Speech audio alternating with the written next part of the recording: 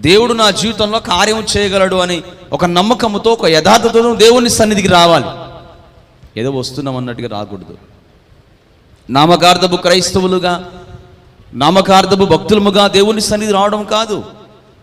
నువ్వు దేవుని సన్నిధికి ఎలా రావాలి అంటే యథార్థముగా రావాలి, భయభక్తులు కలిగినటువంటి వారుగా రావాలి. డిపెండ్ ఆఫ్ గాడ్, దేవుని మీదనే నీవు ఆధారం చేసుకోవాలి, నీవు నీ కుటుంబం, మనుషుల పైన కాదు.